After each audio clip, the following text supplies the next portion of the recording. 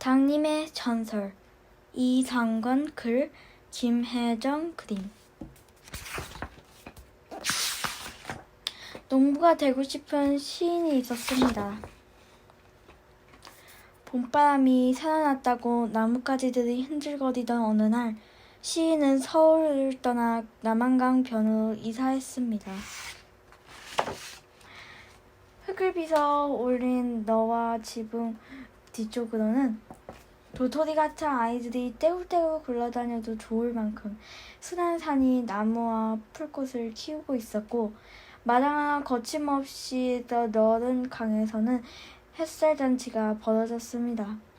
살포시 얼굴을 내밀고 있던 동글동글 엉돌들까지 물고기처럼 비늘을 반짝이며 뛰어오르자 시인도 물속으로 뛰어들고야 말았습니다. 깔깔깔 아내와 아이의 신발이 떠내려가고 있었습니다. 정말 잘 왔구나. 시인은 행복했습니다. 첫 새벽에 눈을 뜨면 강가에서 무릎을 꿇고 정원 속 같은 듯 물로 얼굴을 씻어내며 어머니를 생각했고, 저물녘에도 강가에 엎드려 지친 몸을 씻어내면 저절로 노래가 흥얼 나왔습니다. 생애 처음으로 먼 미래가 그려졌으면 아이에게 그 강의 숨결을 꼭 물려주고 싶었습니다. 신화 같은 은하수가 쏟아지는 날, 아빠, 이 강이 진짜 보가 들어서는 거야? 하고 쳐다보던 그 당나귀 같은 아이의 눈을 시인은 마주볼 수가 없었습니다. 밤마다 마을 사람들은 회관에 모여 4대강 사업업으로 운하가 건설되며 땅값이 솟구쳐 오르게 될 것이라고 소문걸었습니다. 자손만대에 변형하는 4대강 산업을 찬성합니다. 라는 현수막이 걸리던 날, 아이의 눈은 아빠, 왜 하필 이런 곳으로 이사 온 거야? 하고 묻고 있었습니다. 포크레인과 덤프트럭이 들이닥쳤습니다.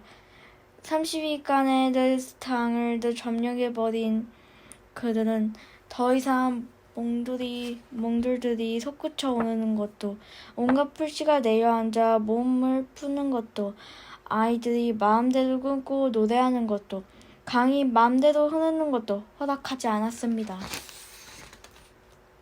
강이나 흐르지 못하면 죽게 될 것이요, 손맛을 잠그지 못하면 그림에 불과하니 살아있는 것들이 물을 만질 수 있도록 강둑을 쌓지 마시오. 수많은 사람들이 찾아와 목소리를 높였지만 강으로 통하는 모든 길은 사라져 버렸습니다. 강가에서 마지막 넷버들이 옹알림하며 덤프트럭이 쉬어가자 시인은 절망했습니다. 그랬으니 후배 작가에게 걸려온 전화도 반갑지 않았습니다. 꼭 부탁합니다. 저희 닭들을 맡아주십시오. 무슨 말인가? 어렵게 전국을 돌아다니며 색이다는 토종닭을 구했습니다.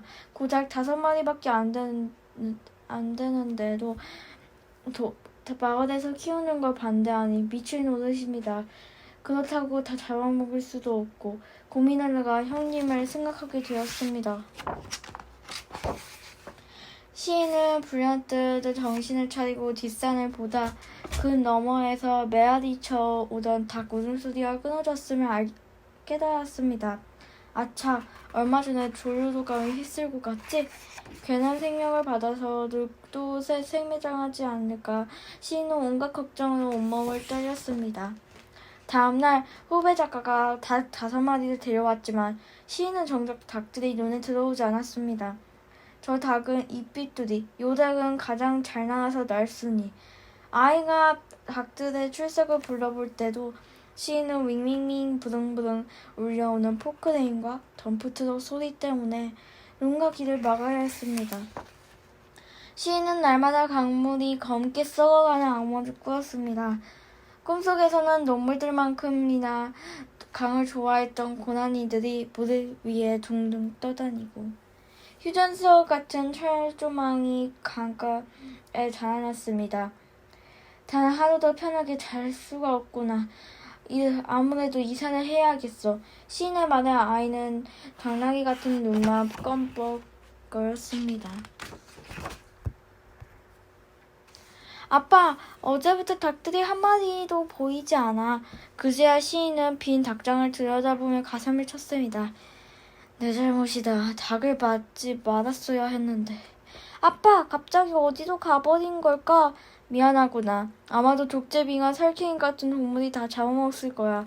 덤프트럭과 포크레인만 보고 속생을 하느라 아빠가 전혀 챙기지 못했구나. 아빠, 닭들이 잘 날아서 쉽게 잡아먹힐 것 같지 않던데? 강둑은 점점 높아져 갔습니다. 시인은 감옥에 갇히는 것 같았습니다. 시인은 이사할 곳을 찾아 어느 물 맑은 듯 마을에 다녀와 아이를 안심시켰습니다. 여기만큼 강이 크지 않아서 아쉽기는 하지만 대신 산이 높으니 살기 좋을 거야. 그때 수탉 울음소리가 아이의 눈빛을 흔들었습니다. 꼭기요! 아빠, 닭이다! 와, 병아리다! 수탉과 까만 암탉이 산비탄에서 내려오고 있었고 그 뒤에는 얼굴이 다는 10여 마리의 병아리들이 소풍 가는 어린이처럼 줄지어 내려오고 있었습니다. 세상이나! 시인은 가슴 쪽 저 밑바닥 뜨거운 몰동 하나가 꿈틀거리는 것을 느꼈습니다. 아빠! 잎빗소리가 온다! 저기! 아이가 폴짝폴짝 뛰면서 손가락질 했습니다. 부리가 옆으로 살짝 삐뚤어진 듯 암탉은 포크레인과 덤프트럭이 으르렁거리는 강둑 근처 우거진 쑥대숲에서 당당하게 걸어 나오고 있었습니다. 마치 도랑물이 흐르는 것 같았습니다. 시인은 울컥 눈물이 치솟았습니다. 너희들이 나보다 낫구나. 나는 점점 높아져 가는 강둑이 보기 싫어서. 덤프트럭과 포크레인 소리가 너무 시끄러워. 살기 좋은 곳으로 도망치려고만 했는데 너희들이 피하지 않고 맞서서 살아남았구나. 시인은 그 생명들 앞에 무릎을 꿇었습니다. 닭님들이시여, 고맙습니다. 저절로 닭님이라는 말이 튀어나왔습니다. 살아주어서 이런 곳에서 살아남아야 한다는 것을 가르쳐주어서 고맙습니다. 다시는 이곳을 떠나지 않겠습니다. 막히고 패이고 갇히고 찢기고 고름이 들어찰지라도 저 강을 버리지 않겠습니다. 더 강을 더 보듬고 살아가겠습니다. 아이도 환하게 웃으며 당나귀처럼 뛰어다녔습니다. 닭님들 최고다! 그 다음날 나머지 닭들도 돌아왔습니다. 한 마리는 포크레인이 강바닥에 긁어대는 강가 갈대박에서 나왔고 또 다른 닭은 산 꼭대기 둥지를 틀었습니다. 마당은 씨앗 같은 병아리들의 울음소리도 가득 찼고 더 이상 포크레인과 덤프트럭 엔진 소리도 귀에 들리지 않았습니다. 아빠, 몽룡이 당나무가 되어버렸어. 병아리들 몸에 새우들 같은 작은 날개가 오르자 강아지 집 옆에 있는 목련에는 닭 수십 마리가 주렁주렁 매달린 채 밀려드는 노을을 온몸을 받아내고 있었습니다. 닭나무는 이 세상에 하나밖에 없는 나무였습니다. 나무의 이파리가 점점 내렸는데도 그 열매는 점점 커졌으며 하늘에서 하얀 솜사탕 같은 눈이 쏟아져 내려도 열매는 꿋꿋했습니다. 닭들은 그렇게 나무 위에서 온몸으로 겨울을 견디어냈습니다.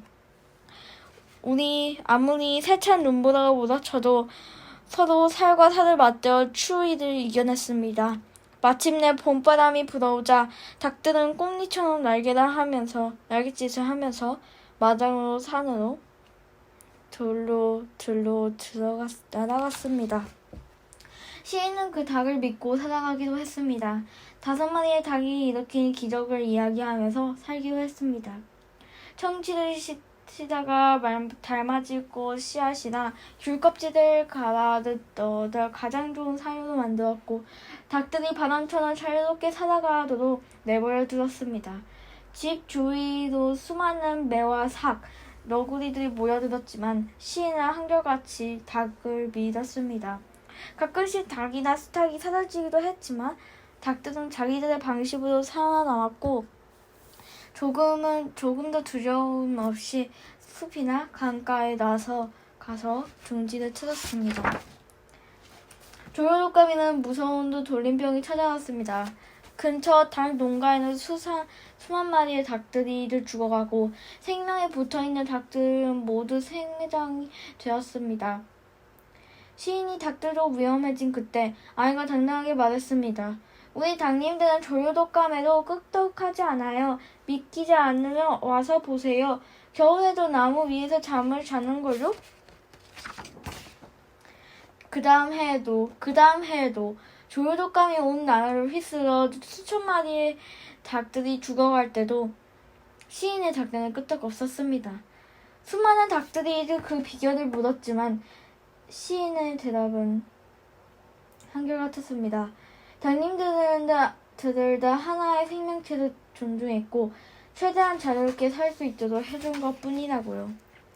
요즘 들어 시인의 집에는 아이들 손님이 많아졌습니다. 그때마다 시인은 닭님의 전설을 들려줍니다. 5마리의 닭님들이 만들어낸 기적을 이야기하면서 아이들에게 삶은 달걀을 줍니다. 나는 세상의 모든 닭님들이 행복하게 살았으면 좋겠어요. 그래야 어린이들이 행복해져요. 행복한 닭님들이 낳은 달걀 먹은 어린이는 튼튼하고 건강하게 자랄 테니까요. 시인이 준 달걀을 먹은 아이들은 진짜 힘이 나는 닭처럼 마당을 뛰어다녔습니다. 지금도 시인의 집에서는 닭들이 그렇게 살아가고 있습니다. 끝.